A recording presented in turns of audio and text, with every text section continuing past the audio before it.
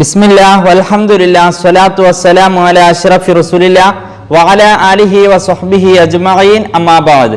ബഹുമാനപ്പെട്ട ഇമാം തുർമുദി റളിയല്ലാഹു തആല അൻഹു റിപ്പോർട്ട് ചെയ്യുന്ന ഒരു ഹദീസിൽ കാണാം, മുത്തുനബി സല്ലല്ലാഹു അലൈഹി വസല്ലമ തങ്ങൾ പറയുന്നു, മൻ സുനിഅ ഇലൈഹി മഅറൂഫുൻ, ഒരാളിലേക്ക് ഒരു ഗുണം മറ്റൊരാൾ ചെയ്തു കൊടുത്താൽ, ഫഖാല ലിഫാഇലിഹി, ആ ഗുണം ചെയ്തു കൊടുത്ത ആൾക്ക് വേണ്ടി ഈ ഗുണം സ്വീകരിച്ചവൻ ദുആ ചെയ്തു കൊടുക്കുകയും ചെയ്തു, ജസാക്കല്ലാഹു ഖൈറ, അല്ലാഹു തആല നിനക്ക് ഇതിനേക്കാളും ഉത്തമമായതിനെ നൽകട്ടെ എന്ന് പ്രാർത്ഥിച്ചു കൊടുക്കുകയും ചെയ്താൽ, ഫഖദ് അബലഗ ഫിസ്സനാഇ, ആ ഗുണം ചെയ്തയാളോടുള്ള നന്ദി പ്രകടനത്തിൽ ഈ ദുആ ചെയ്തവൻ അങ്ങേയറ്റം പ്രവർത്തിച്ചവനായിരിക്കുന്നു. നമുക്ക് ചെയ്യപ്പെടുന്ന ഗുണങ്ങൾ ചിലപ്പോൾ സാമ്പത്തികമായിട്ടോ ശാരീരികമായിട്ടോ അല്ലെങ്കിൽ മറ്റേത് രൂപത്തിലായാലും ഈ ദുആ ചെയ്തു കൊടുക്കാൻ നാം മറക്കരുത്, അത് തിരുസുന്നത്താണ്. ബഹുമാനപ്പെട്ട ഉമർ ഇബ്നുൽ ഖത്താബ് റളിയല്ലാഹു തആല അൻഹുവിന്റെ ഒരു ചരിത്രം കാണാം.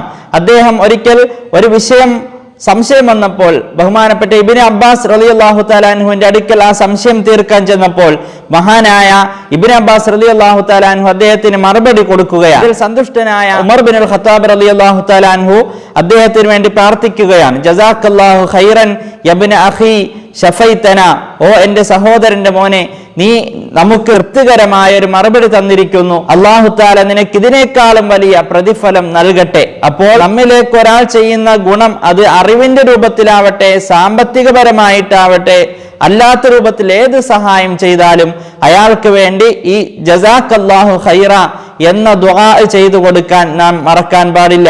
ബഹുമാനപ്പെട്ട ഉമർ ഇബ്നുൽ ഖത്താബ് റളിയല്ലാഹു തആല അൻഹു പഠിപ്പിക്കുന്നതായി കാണാം, ലോ യഅലമു അഹദുക്കും മാ ലഹു ഫീ ഖൗലിഹി ലി അഖീഹി ജസാക്കല്ലാഹു ഖൈറ, ഒരാൾ നമുക്ക് ചെയ്യുന്ന ഗുണത്തിന് പ്രത്യുപകാരമായി ജസാക്കല്ലാഹു ഖൈറ എന്ന ദുആ ചെയ്തു കൊടുക്കുന്നതിലുള്ള വലിയ പ്രതിഫലം ഒരാൾ മനസ്സിലാക്കിയിരുന്നുവെങ്കിൽ ലഅക്സറ മിൻഹാ ബഅദുക്കും ലിബഅദ്, എല്ലാവരും പരസ്പരം ഈ ദുആഇനെ അധികരിപ്പിക്കുമായിരുന്നു എന്ന് ബഹുമാനപ്പെട്ട ഉമർ ഇബ്നുൽ ഖത്താബ് റളിയല്ലാഹു തആല അൻഹു പറയുന്നതായി കാണാം.